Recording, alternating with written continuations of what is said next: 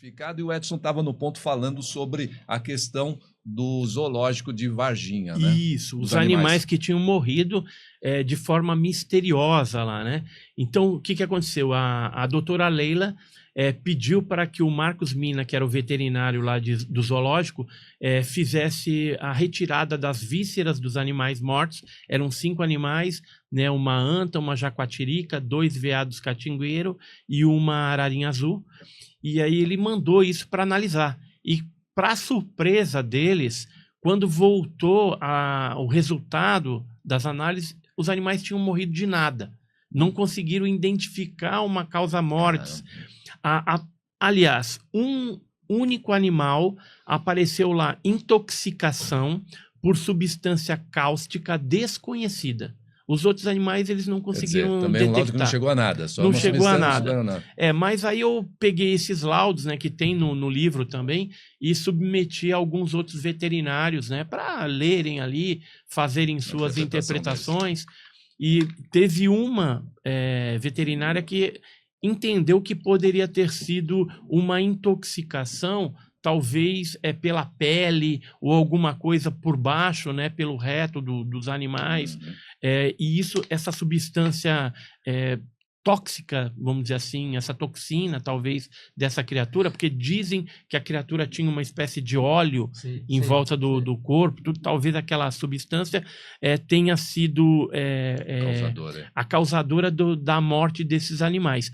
E um detalhe que salta aos olhos é que na hora que eles fizeram a abertura dos animais, se fosse um envenenamento normal, por alimentação, por alguma coisa ingerida, o enegrecimento ele viria de fora para dentro. Só que estava ao contrário, estava de dentro para fora. Invertido. Estava invertido, eles nunca viram um negócio tão bizarro desse jeito. Então, assim, tudo isso combinado com a morte lá do Marco Elixerez, que a gente estava falando no outro programa também, nos faz crer que estávamos diante de uma situação bem atípica mesmo e que talvez em algumas circunstâncias poderia ser nocivo tanto para o ser humano quanto para os animais também, né? Por isso que talvez houve um acobertamento ferrenho, né, do caso Varginha para evitar o pânico na população. Isso que eu ia te perguntar, Edson. Pelas forças, né, de segurança, forças armadas, tanto daqui do Brasil, principalmente dos Estados Unidos, há um acobertamento, né, para não divulgar exatamente o que acontece. E por que isso? Olha, o acobertamento ele existe e a característica principal desse acobertamento é por conta da ganância tecnológica. O país, os militares, o pessoal de inteligência que quer deter a tecnologia dos OVNIs, que é bem superior a nossa aqui na Terra, faz com que eles tenham essa ganância e escondam isso do público e das outras nações inimigas. Porque quem detiver essa tecnologia superior, com certeza vai estar na vanguarda aí em relação aos seus inimigos potenciais. Fora isso, você tem algumas explicações secundárias, né? Que seria assim para evitar o pânico generalizado, que seria de difícil controle populacional por conta dos órgãos públicos. Tem a questão religiosa também, né, que poderia causar aí também um impacto na sociedade, principalmente na parte religiosa.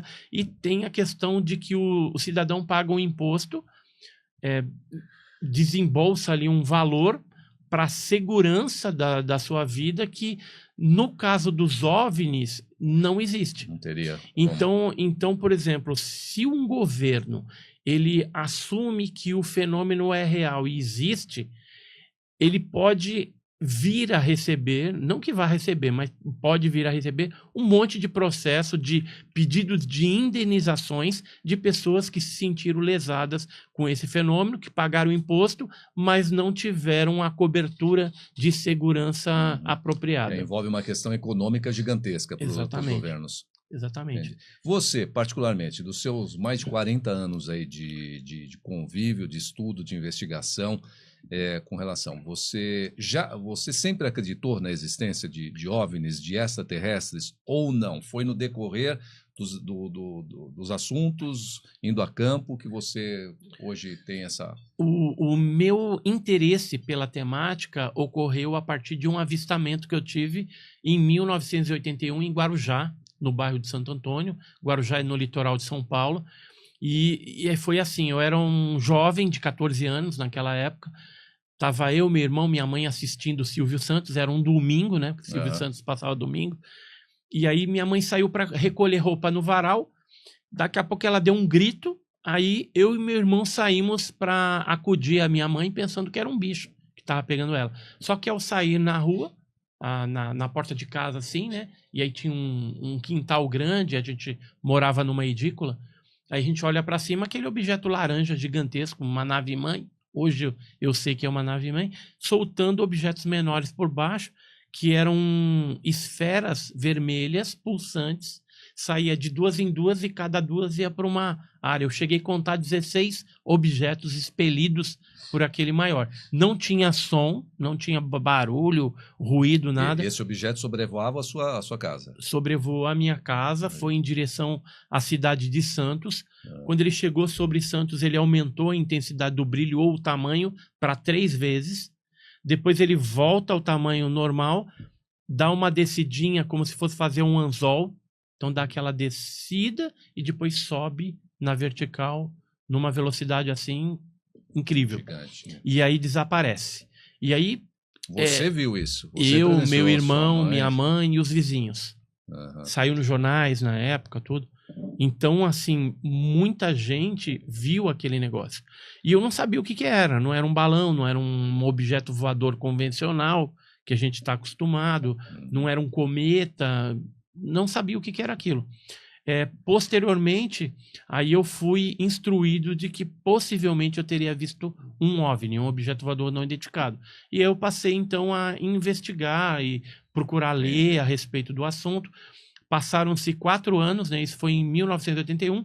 Aí, em 1985, eu fundei o GUG, que era o Grupo Ufológico do Guarujá, com o objetivo de pesquisar com metodologia científica esses fenômenos que eram muito frequentes no litoral paulista.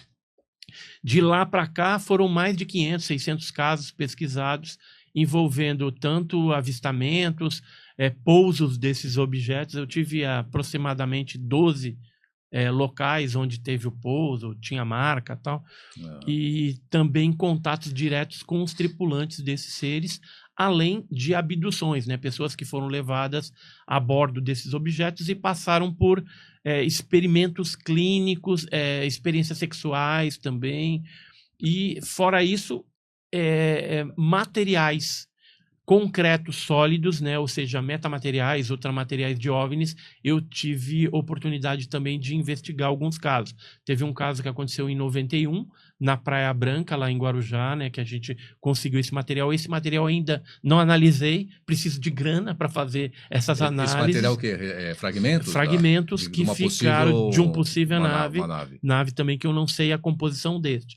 Mas tem o caso de Ubatuba, que aconteceu na Praia das Toninhas em 57, que eu recebi 4 fragmentos de um filho de um militar do Exército, que participou da coleta desse material lá na Praia das Toninhas, e esse material eu mandei à USP, foi feita uma análise quantitativa e outra qualitativa, e descobrimos que era magnésio quase puro, 99,3%.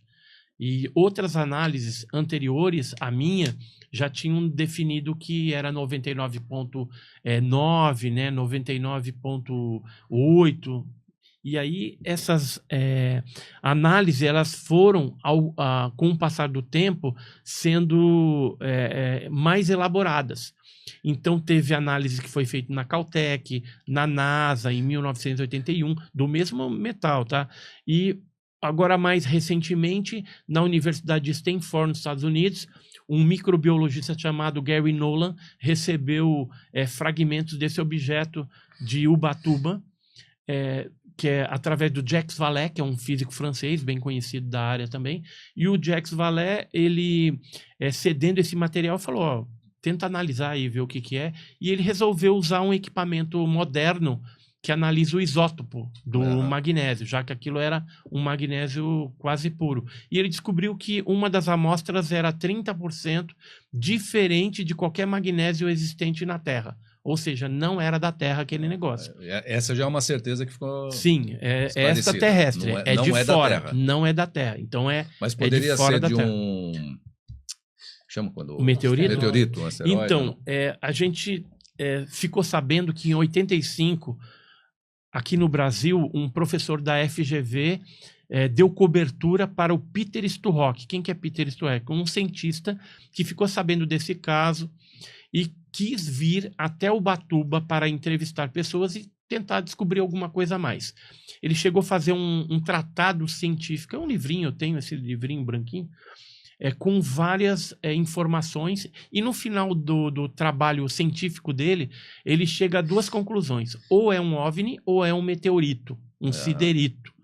Só que o que acontece? Eu, com base nessa documentação e nesses fragmentos que recebemos dos militares, eu recebi esses quatro fragmentos que estão aí. Deixa eu mostrar aqui na tela, dá para mostrar? Isso. Nessa? Aproxima aí. Tá aqui, ó. Aqui é uma das análises que foi feita na USP. Esse que está aqui nas minhas mãos, os fragmentos. Os fragmentos do OVNI, do objeto voador não identificado. Esse agora, que tem você colocou 99% de magnésio. Isso. Aqui são análises, né, que comprovam isso na USP. Existe, que nem eu falei para vocês, análises que foram feitas... Pequeno, né? Foram feitas na NASA. Assim. Esses são pequenos, mas tem uns maiores que foram... hoje eles estão no museu chamado Museu OVNI, na Argentina. Eu estive lá também vendo esse material. Né? O Gary Nolan, que eu estava falando, é esse cidadão aqui que fez a análise isotópica. Tá? Mas qual que é a dúvida que mora? É meteorito ou é OVNI, né? Aí eu vou agora sacramentar.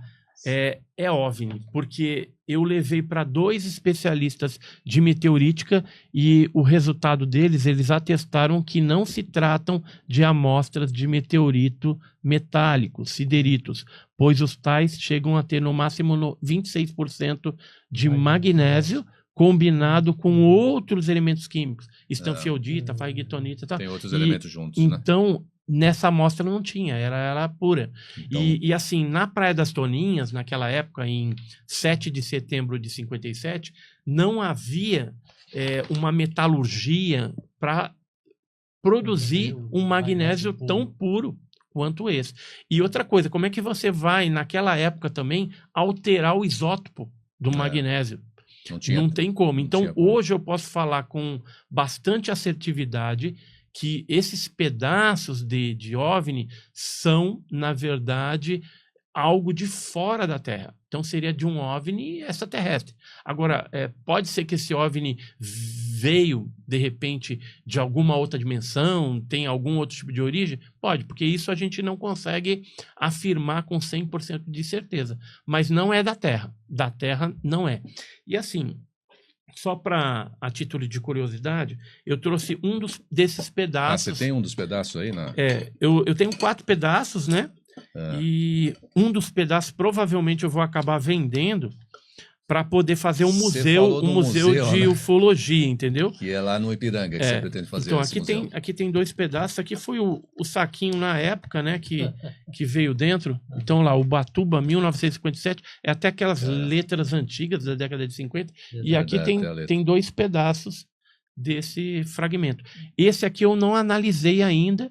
Faz parte de uma outra amostra, é um neto de um pescador lá de Ubatuba, que guardou um pedaço desse grande, e ele tinha numa caixinha, ele acabou cedendo um pedaço, a gente vai analisar na USP também. Mas aquele ali já naquela foi... câmera lá para o pessoal ver se consegue atingir.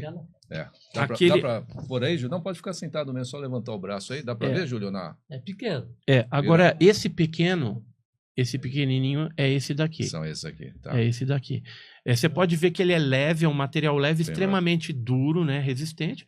E o isótopo, ele é diferenciado.